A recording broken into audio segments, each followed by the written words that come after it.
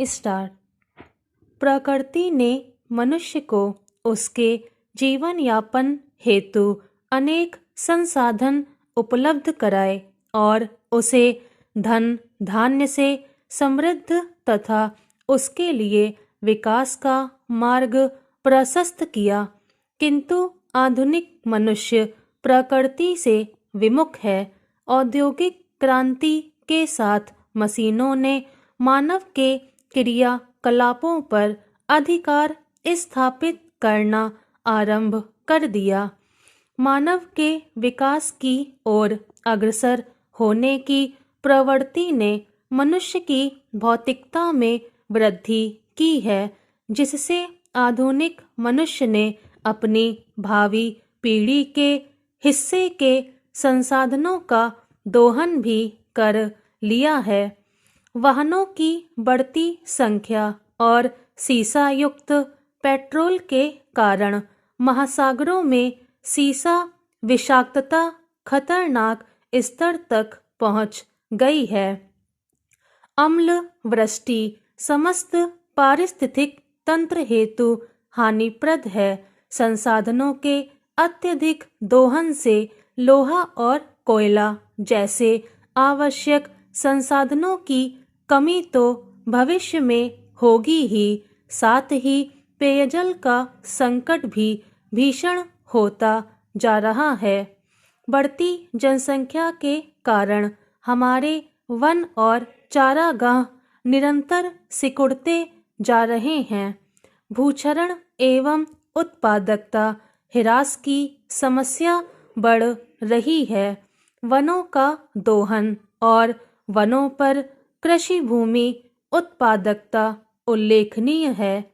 भारत में प्रतिवर्ष हजारों हेक्टेयर वन्य भूमि कृषि में परिवर्तित की जा रही है।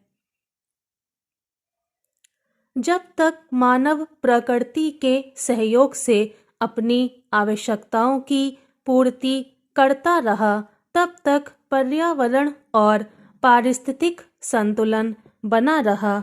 आधुनिक समाज की बढ़ती जनसंख्या, भौतिकवादी उच्च तकनीक और प्रकृति के प्रति उपेक्षापूर्ण व्यवहार ने प्रगति की गति को तीव्र बना दिया है, जिसका प्रभाव स्पष्ट रूप से सामने है।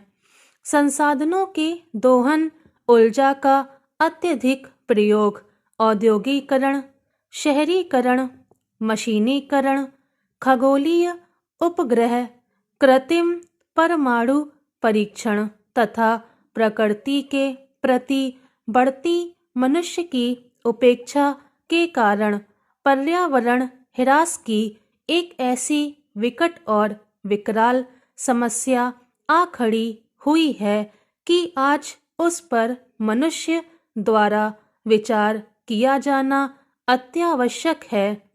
आधुनिकता के इस वैज्ञानिक युग में मानव की प्रकृति के प्रति उपेक्षापूर्ण नीति ने अनेक समस्याएं विकसित की हैं। प्रदूषण फैलाने वाले तत्व प्राकृतिक एवं मानव द्वारा निर्मित दो रूपों में होते हैं। प्राकृतिक प्रदूषकों में ज्वालामुखी का फटना, भूकंप, बाढ़, मृदा प्राकृतिक दलदल आदि प्रमुख हैं। मनुष्य द्वारा निर्मित प्रदूषकों में विकिरण, कीटनाशक, औषधियाँ, तीव्र ध्वनि, प्लास्टिक, ताप, धुआं, विविध रसायन, औद्योगिक एवं शहरी अपशिष्ट, पेट्रोलियम, रेडियोधर्मी, विषाक्त पदार्थ इत्यादि सभी सम्मिलित रूप में वायु, जल, मृदा आदि को प्रदूषित बनाते हैं। जैवमंडल की प्राकृतिक संरचना के असंतुलन होते सिर्फ और सिर्फ मनुष्य ही उत्तरदायी है। उसने प्राकृतिक तंत्र की गुणवत्ता को प्रभावित किया है। उसकी संरचना में अवांछनीय परिवर्तन किए हैं। दूसरे शब्दों में मनुष्य ने प्राकृतिक संरचना एवं संतुलन को बिगाड़ने तथा उसे नष्ट करने का दुष्कृत्य किया है। विश्व के सामाजिक, आर्थिक, राजनीतिक एवं सांस्कृतिक स्वरूप में तीव्रता के साथ परिवर्तन आए हैं। यातायात के साधनों में अप्रत्याशित वृद्धि हुई है। अनियंत्रित जनसंख्या वृद्धि ने आग में घी का कार्य किया है। जनसंख्या बढ़ने के साथ आवास, व्यवसाय एवं उद्योगों के लिए भूमि की तथा काम के लिए अधिकाधिक ऊर्जा की आवश्यकता अनुभव होने लगी। इसके परिणाम स्वरूप प्राकृतिक संपदा पर दबाव लगातार बढ़ता गया। वनों की अंधाधुंध कटाई होने लगी। कृषि भूमि पर निवास स्थल बनाए जाने लगे। हरे भरे समृद्ध वनों के स्थान पर कंक्रीट के जंगल अर्थात बड़ी बड़ी इमारतें बनाई जाने लगीं। जीवाश्म ईंधन, कोयला, प्राकृतिक गैस, पेट्रोलियम इत्यादि का अनियंत्रित दोहन होने लगा। ऐसे में मनुष्य, वनस्पति, जीव, जल एवं वायु के मध्य का प्राकृतिक संतुलन बिगड़ता चला गया। औद्योगिक कल कारखानों और मानव गतिविधियों से उत्सर्जित विषैले हानिकारक पदार्थ हमारी भूमि, जल एवं वायु को प्रदूषित करने में जुट गए, जिसके कारण विनाशकारी प्रभाव से मानव सहित समस्त जीव जंतुओं, पेड़ पौधों, पशु पक्षियों इत्यादि के अस्तित्व को गंभीर खतरा उत्पन्न हो गया। औद्योगिक कारखानों, ताप विद्युत ग्रहों, विभिन्न वाहनों, औद्योगिक भट्टियों एवं विद्युत जनरेटरों की बाढ़ द्वारा बड़ी मात्रा में हानिकारक गैसें और धूल, धुआं आदि वायुमंडल में छोड़ा जा रहा है। शहरों में सांस लेना दूभर होता जा रहा है।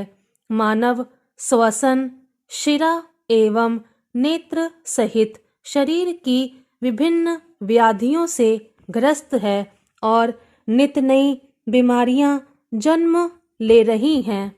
यह सब प्रतिफल है मानव द्वारा पर्यावरण में छोड़े गए प्रदूषकों का और उसके प्रकृति से विमुख होने का। स्पष्ट है कि विकास के नाम पर किए गए पर्यावरणीय अत्याचार की विकृतियां सचेत करने लगी हैं कि प्रकृति बहुत देर तक मानवीय उद्दंडता को सहन नहीं कर सकती। अतः मनुष्य को सचेत हो जाना चाहिए। प्रकृति एवं उसके संसाधनों का संरक्षण एवं संवर्धन हमारा नैतिक कर्तव्य है।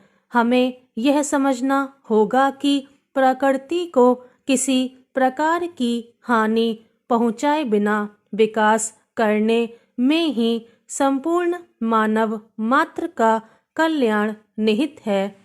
मनुष्य पर्यावरण की पृष्ठभूमि में जन्म लेता है, पलता है तथा अपना यथोचित विकास करता है। इसके साथ ही वह पर्यावरण के तत्वों से भी परिचित होता है।